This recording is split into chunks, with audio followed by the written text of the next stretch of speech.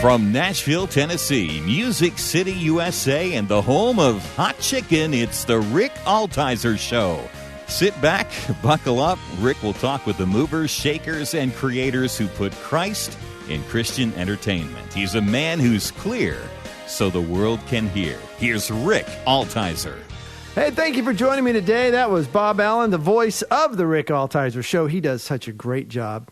And, you know, here on our show, as you know, you who listen, we talk to media makers, people who make media. And so that could be actors, that could be singers, songwriters, that could be producers, directors.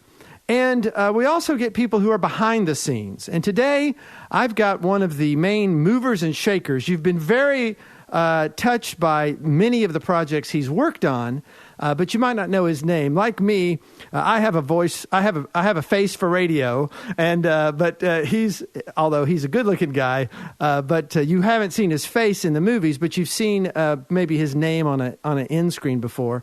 I have from Collide Media Group. I have Bob Elder. Bob, say hello to the Rick Altizer Show. Well, hello, Rick and listeners. Good to be here. It's great to have you, Bob. Bob has been in the industry now for about 75 years. Is that about? Yeah, going on that. Feels like it. Yeah, that's an exaggeration. Closer to 30. Yeah. And so Bob works with Collide Media Group. He's been with Word Records. He's been with Big Idea. You might have been familiar with VeggieTales. He's been with Propeller as well. So involved in getting movies, getting media out to you so that you can see it, understand it, know about it. But also, we'll talk about this as we go, strong focus with ministry, connecting ministry with entertainment. So, Bob, let's start out. How did you get in? I know you started out at Family Christian Stores. I did. In 1988, I was graduating from Calvin College in Grand Rapids, Michigan, and I had to choose between internships. It was between Steelcase Office Furniture and Zondervan Bible Publishing. And it's funny how the choices you make early in your life really lead you down a particular path. Had I taken the internship with Steelcase, I don't know what I'd be doing today, but it would probably not be in the media space.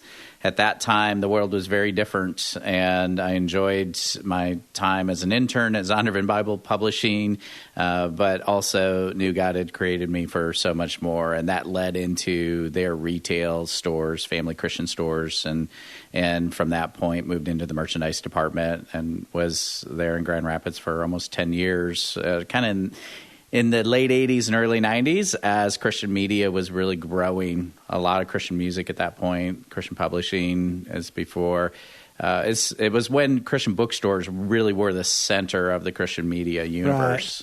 Right. Before Amazon. And even before Sam's Club, was carrying Max Lucado books. So those were good years, and while I was there, a lot of fun things happened. The growth of the Christian music, actually the explosion of the Christian music industry in the early 90s happened, and so I happened to be there at the right time for that and had the opportunity to work on promoting lots of breaking artists and artists that we used to call it crossing over. Of course, Amy and Michael started that, but Jars of Clay, DC Talk, right. Those years when Time Magazine was covering Christian music. And Billboard was pretty.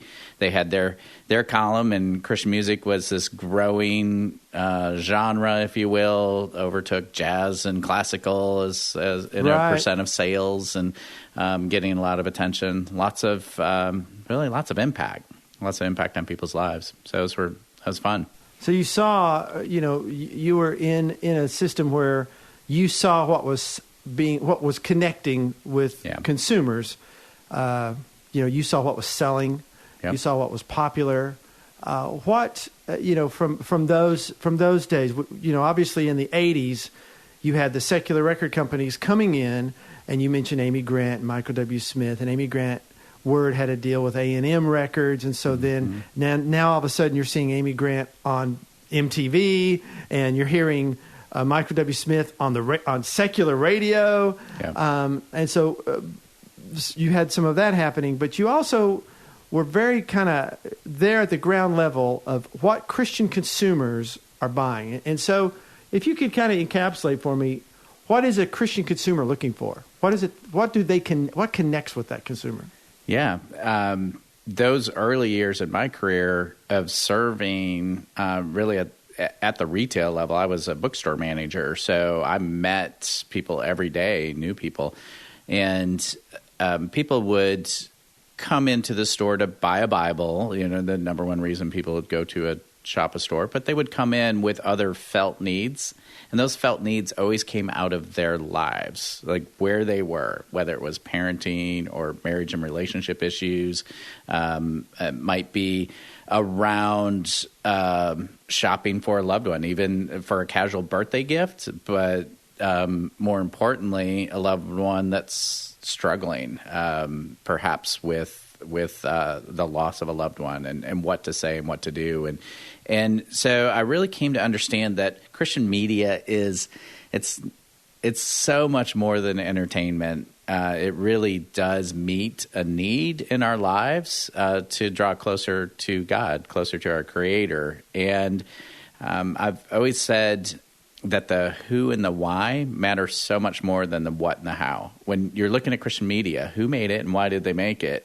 While it's kind of important, the story, the origin story of all media, and there's some interest in there from a consumer standpoint, but the mass populace going to a movie, they're going to talk about the special effects and the features and the music and the creative, but it's going to be less about who's behind that, which studio made it, why did they do this, et cetera, et cetera. In Christian media, that matters a lot. That's played out over the last, decade with the Kendrick brothers. And Stephen and Alex have set their brand apart from a lot of Christian filmmakers because of their faithfulness to it. And they have a deep connection with the audience that people think, if I was a filmmaker, I would want to be like Stephen and Alex, or if I animated children's programming, if I had this crazy idea to animate vegetables talking, I would want to do that like Phil Vischer and Mike Naraki. So there is this deep connection with the who and the why that comes out, I think, people's the hole in their soul for God. It comes out of their desire to connect with their Creator and help them articulate the parts of their faith that are harder to articulate without that content. And we see that in all aspects of media. It is an amazing thing. You're listening to the Rick Altizer Show on Bott Radio, 89.1 FM, 1160 AM, Nashville. Well, you've had almost 30 years now of connecting Christian people with Christian media. So you really are, you're one of the industry's experts on it. So I'm really glad I got you on the show because I'm going to pick your brain. That's awesome. But so then going into Word, working into music, was that in the late 90s when you moved in there? Yeah. I was with Word in the late 90s, and it was such a time. I joined Word, and Word's been through a lot. They're currently owned by Curb, but this was before all of that. They had actually been sold to Thomas Nelson, or from Thomas Nelson Publishers. They had been sold, and Word, in their history, they had been owned by some different entities. And I came in 6 months after the sale to, it was actually a hospitality group, Gaylord Entertainment, that purchased them. But they purchased them from Thomas Nelson. And at the time, Thomas Nelson was a very different organization. They were a very traditional Christian publishing house, and they ran their schedules for everything the same way. And so the music kind of got marketed like books. And what had happened in the Christian music industry in the couple of years preceding that is the secular music companies, as you mentioned, they had come in and bought lots of independent Christian labels, and they'd rolled them up. So you had this with EMI purchasing Star Song and Forefront and Sparrow and rolling them up into what they called at the time Cordant, and later called EMI Christian Music Group. There was also the Provident roll-up of Benson and Brentwood and Reunion Records, independent record labels that were all purchased by BMG, later Sony BMG, and rolled up into Provident Music Group. Well, Word was this. They had this deep catalog, history of Sandy Patty, and amazing artistry over the years, a longer catalog, over 50 years at that time, than any of the other independent labels or the other Christian music groups had. And yet they were owned by a publisher. And they, while they had a great history, they weren't marketing themselves in such a way. And things started to change when Gaylord Entertainment bought them. And the biggest change was simply in the name. It was Word Records and Music, and then it became Word Entertainment. And they rebranded, and they did this shift to market themselves as an entertainment company. That was really significant to me. I was working with all of these said music labels. I was at my last job at Family Christian was the music buyer. So I was in Nashville once a month meeting with different music companies, and the people at Words really wanted to market and move the way that the audience was moving, really, in growing this Christian entertainment business. And when that purchase from Gaylord happened, it kind of freed them all to do that. And I saw the movement in that company. I wanted to be a part of it. And that's what drew me to it, and why I moved our young family to Nashville to work for Word. But those days were fantastic. I tell you, Rick, you are part of the history of Christian music and entertainment, so you know this all so well. But one of my favorites, we used to have this thing called GMA at the time. One of my favorite events at GMA when I was with Word was really taking some of those next generation music creators, people like you and I were talking earlier about Steve Taylor and his impact on the music industry and overall Christian entertainment industry. But Steve Taylor had started Squint Entertainment in a partnership with Word at that time. Word was also distributing a label that Michael W. Smith had started, Rocketown Records. That was a really fun season with a lot of really fun new artistry, very different artists than what the industry was experiencing. And then Toby's Goatee Records was at Word, distributed by Word at that time. Toby Mac from DC Talk. From DC Talk. Yeah.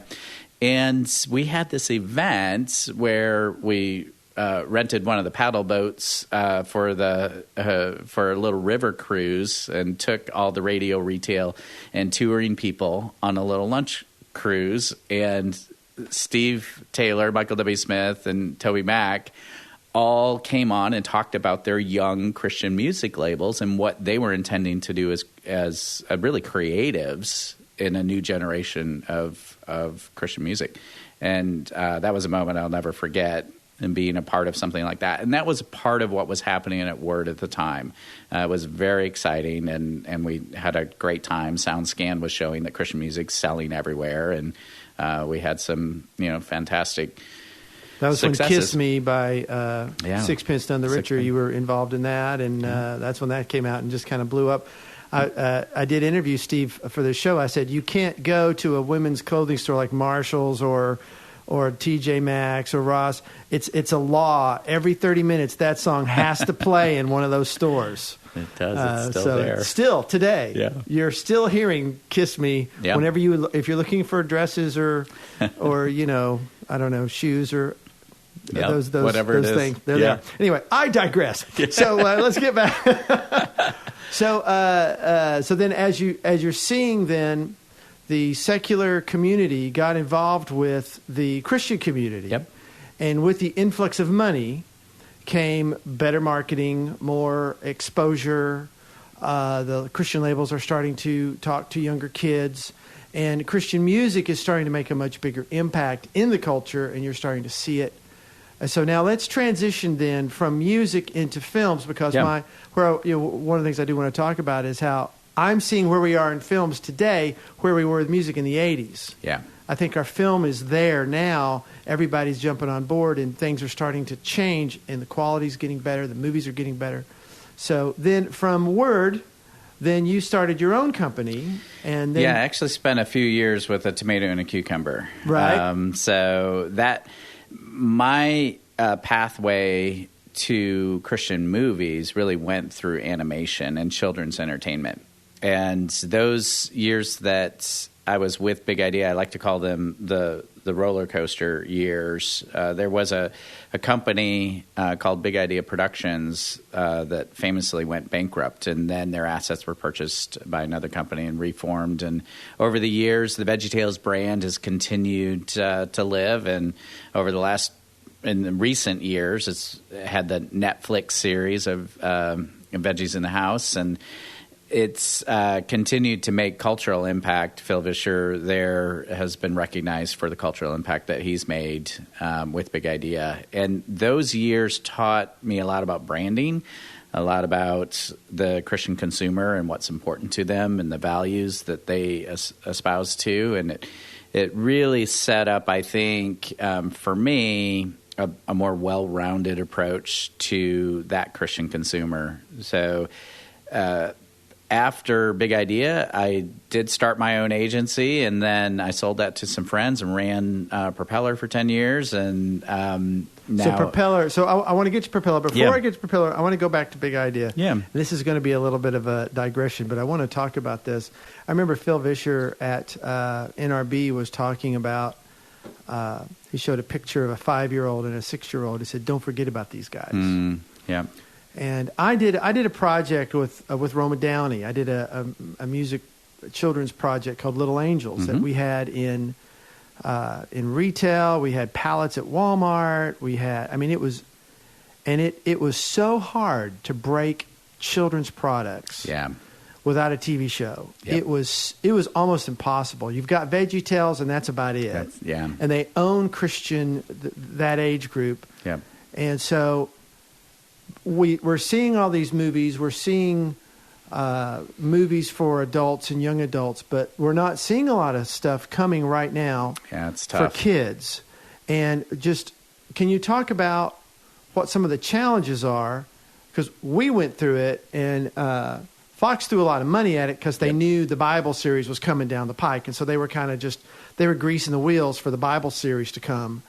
And they threw a lot of money at this Little Angels project, but it didn't do that well because it's so hard to break a children's project. It was a wonderful project. Talk to me about some of the challenges today of getting a new children's concept, a new children's show, movie, book, whatever, to the marketplace. Yeah, the challenges are really a lack of platform. There's a gap in accessibility for the content. There's really not a major platform. When VeggieTales broke, the platform was VHS. And this was a time in our world where moms of young children, the only way to, get 30 minutes to make dinner was to drop a 30-minute cassette, whether it was Barney or VeggieTales or another children's branded entertainment. And so that was the way that moms in the 90s, that's the way that they really connected their kids with entertainment, was through that VHS. And the VHS sold in Walmarts and Christian bookstores alike, and that's how we did it. Is before Amazon, is before any digital delivery of entertainment. And so you bought a physical product, and it was called a VHS cassette. So those conditions aren't the same today at all. And so for kids to connect with characters and for Christian media and children's entertainment to connect, we have to have a place where the kids can spend time with those characters. And those places right now are Nick Jr. and Disney. Those are the cable channels, or they might be websites where kids can hang out on. But there's not enough of really a model, a financial model, to grow and reach with messaging the number of families that you need to reach in order to break a children's property. It's really tough today. It's very expensive. It's very expensive. Millions of dollars. And millions of dollars, to break a property. And there's just not a return on that investment. So it's not that there haven't been other attempts. I can tell you that the many years after my time at Big Idea, the number of people who would come and say, we have the next VeggieTales. Mm-hmm. And the reality was VeggieTales couldn't be the next VeggieTales. Mm-hmm. It's the same thing that we see even in the movie business now. With those big hits always drive people to try to repeat that. We have the next Fireproof. We have the next God's Not Dead. And the conditions in which those things occur, it's just not repeatable. It's always changing. The marketplace is always changing. And that's one of the hardest things to wrap our minds around, because we want to create the same success. And even if you have the same elements, it's not going to turn out the same way again, because something has changed. People are viewing it differently now. The kids, my niece has got an iPad. Yep. She's on her iPad. They're not watching VHS anymore. And they're not buying VHS tapes anymore. So it's a whole different, what worked before isn't working now, obviously. I mean, your old company, Family Christian Stores, went bankrupt. Yeah, I worked for a lot of bankrupt companies. It's a challenging marketplace for sure. And yet God shows up and he continues to make all things new. Yeah. And so, I mean, it's interesting. There is that we want something for our children. We want Christ-focused media for our children, yet it's going to cost me millions and millions of dollars to make it, and I'm going to make about $500,000 profit. Yep. I'm going to lose $1 million to do this. So, I mean, how to bridge that gap, to find a way, you've got to be an outside-of-the-box thinker, but it's very, very difficult. Yep. Or it happens through a ministry. And where the ministry has a connection and a platform, probably the most commercially successful children's property in the last couple of years has been the Superbook series with CBN, and they have a great platform to get the word out on that. They've been able to invest the kind of money needed to create really good children's entertainment, and that property you won't find on the shelves of a retail store. And while it's making an impact, it's not in the same place that the kids' properties that have the platform of television have. So I'm going to ask, actually, we haven't discussed this, but I'm so not done with this interview. We can cut this out if you don't like this part, but could we do one more? Could we do another 24 minutes? Have you got that time? Sure, because I'm just so not done. This is so good, and there's just so much to do, and we haven't even got into movies yet. So, oh my goodness, yeah, absolutely. So I wanted to talk then about then I wanted to go back to Family Christian Stores that went bankrupt. Let's talk about that. Why did that happen? What happened? The market changes, and there are realities that really started with, I think, consumption patterns really in the 90s that when the Christian bookstore did not, it lost its place as the destination, and Christian content became more popular than what Christian bookstores could deliver. What happened was the customer patterns changed. And the same thing, Amazon has disrupted, lots of businesses. Christian bookstore chain is not the only, change. Just recently, Toys R Us announced their bankruptcy. It's a different marketplace. The consumption patterns change. That's just the reality of it. However, today, the consumer demand on Christian content and entertainment, I don't think has waned at all. We see it very, very strong. It's just through different vehicles that's changed quite a bit. So Christian retail is not what it used to be. Boy, back in the day, there were literally thousands of bookstores, maybe 5,000-6,000 Christian bookstores across the country, and now probably closer to 1,000. And decent they're locations. struggling. So, as we close today, if you're looking for a Christian book, if you're looking for a new Bible, I know Amazon's an easy place to look at, but you know what? If you've got a local Christian bookstore, they sure could use your patronage. It's a good idea to go down to that store and buy your Bible there. Help keep those guys in business. For sure. So they're like-minded people. Yeah, And they just want to help.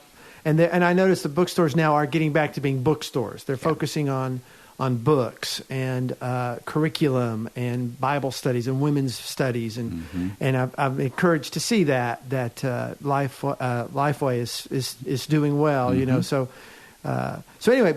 Bob, we're going to come back next week. We haven't even talked about the movie business, and I'm telling you, this guy's been around. He knows this guy. This is the guy, and so I feel honored. I got him on my show, so I'm going to try to. I'm roping him in for one more. So come back next week. We're going to finish up our interview with Bob Elder. And Bob, thank you so much for being on today. Thank you, Rick. Look forward to talking again. Great. The music you are listening to is from my scripture memory record, and I want to give it to you for free. Just go to my website, rickaltizer.com, and click Contact. Altizer is spelled Altizer. Or how about liking my Facebook page, facebook.com/Rick Altizer Show. I want to thank Paul Winkler, the investor coach, for sponsoring this show, and I want to thank you for listening. So be sure to check us out again next week as we discuss how we communicate the gospel through media to our culture. Let's be clear so the world can hear. I'll talk to you next week. Thanks for listening.